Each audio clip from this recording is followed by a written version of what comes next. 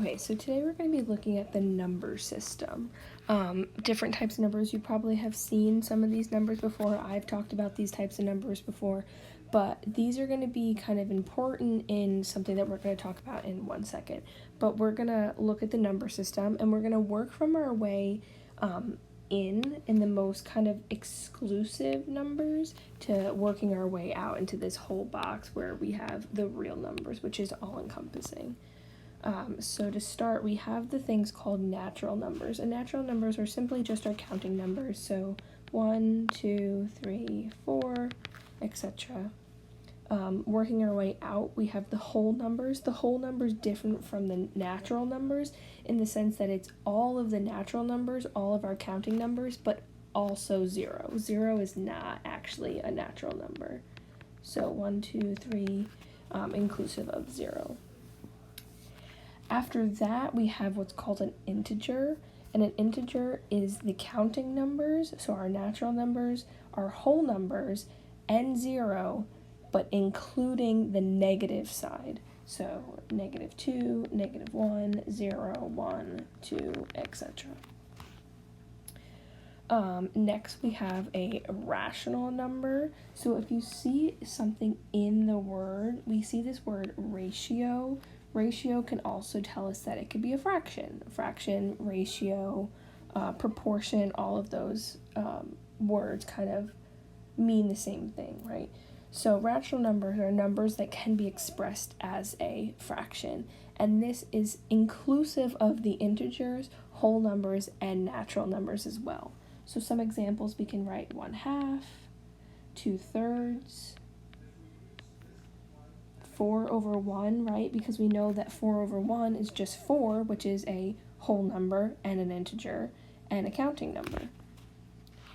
We can have a -2/7. We can also have the square root of 16, because we know the square root of 16 is simply 4. Now, not inclusive of the top 4, we have something called an irrational number.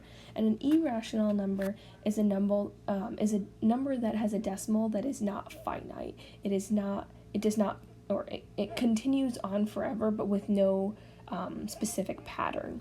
So we have, and it cannot be expressed as a fraction. And since it cannot be expressed as a fraction, it kind of doesn't have that pattern to that decimal.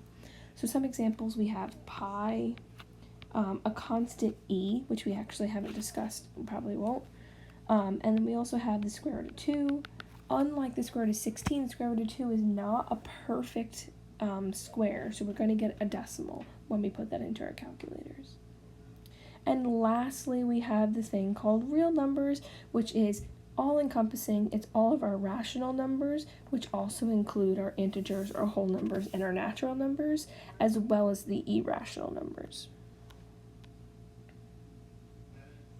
Okay, and I said earlier that that knowing these, the number system is important because we're going to look at this thing called the discriminant. And when we're using the quadratic formula, if we remember the quadratic formula is -b plus or minus b squared minus 4ac all over 2a. The discriminant is the number, that portion that's underneath the radical. So this is our discriminant. And our discriminant is the portion of the quadratic formula that tells us about the nature of the roots. So whether the roots are going to be, rational, irrational, real, imaginary, stuff like that. So there's 4 different things that the discriminant can be that we're going to take a look at. We have, if we get a perfect square under the radical, that means we are going to have real and rational roots.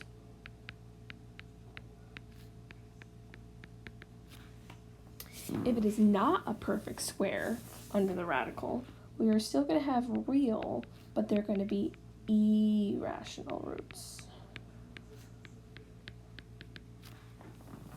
If we simply just get a 0 under the radical, we are going to have only one real and rational root,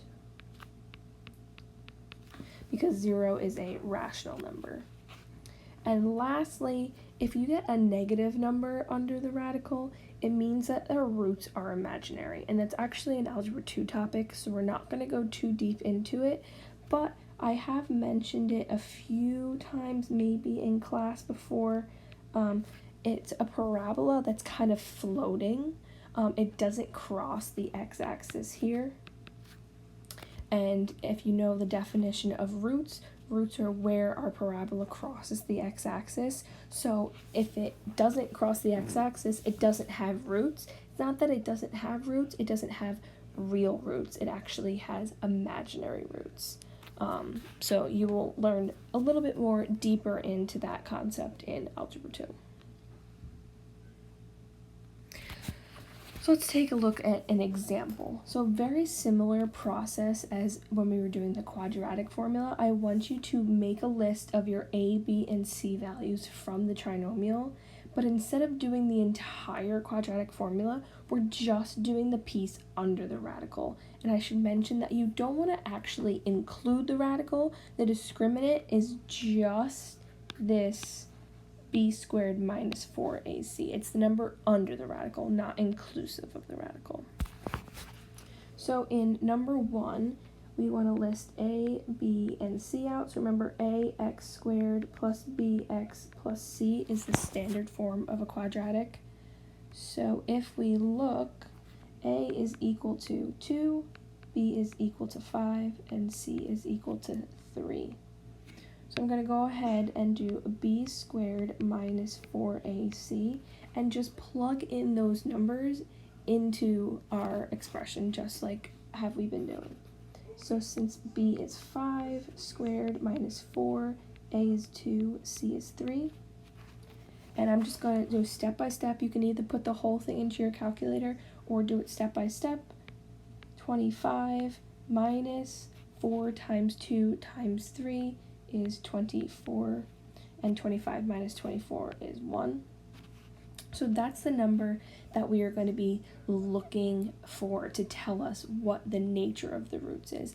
That the 1 is the discriminant, but I'm asking you to use that now to identify what kind of roots we're going to have. So we go back up and we have to ask ourselves these questions. Is it a perfect square? Is it not a perfect square? Is it 0 or is it negative? Now 1, if we remember our list of perfect squares, 1, 4, 9, 16, etc., 1 is on our list of perfect squares. So we look up, if we have a perfect square, that means we have real and rational roots. And that is our final answer. That's all I want you to do. So let's take a look at another example, and I'm going to jump around just so we can see some different varying types of examples. So I'm going to jump to number 3. And we have 9x squared minus 30x plus 25. So this is a, b, and c. So a is equal to 9, b is equal to negative 30, and c is equal to positive 25. So we have b squared minus 4ac is the discriminant. And we plug in negative 30 squared minus 4 times 9 times 25. And this time I'm just going to put the whole thing in our calculator. Be sure that with this negative b, you're putting negative 30 inside the parentheses and squaring it from there. Otherwise, your answer will be incorrect. So we actually get a 0 when we plug this into our calculator. And if we scroll back up, is 0 a perfect square, not a perfect square, 0, or negative? Well, 0 is itself, it's 0.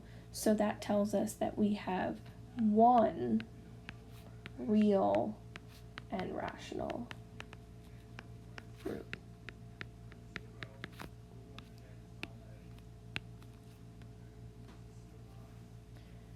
Okay, let's do one more.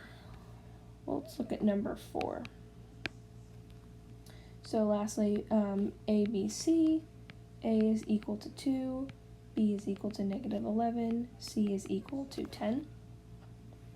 B squared minus 4ac Again, making sure that that negative 11 is inside the parentheses, otherwise that's going to change our answer. And I also plugged in A and C.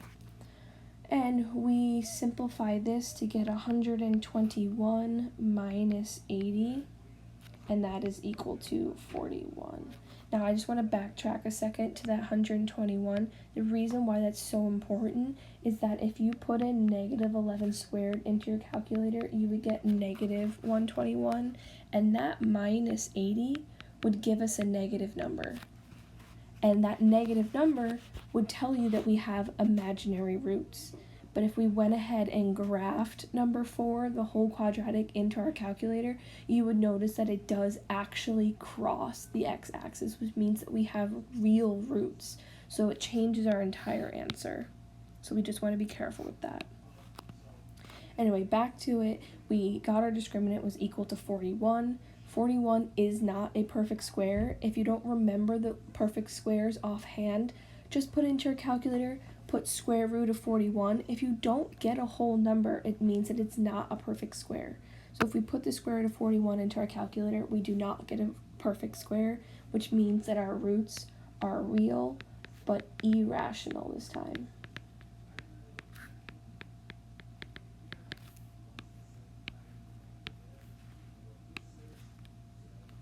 So that's how we look at the discriminant and how the discriminant determines the nature of our roots.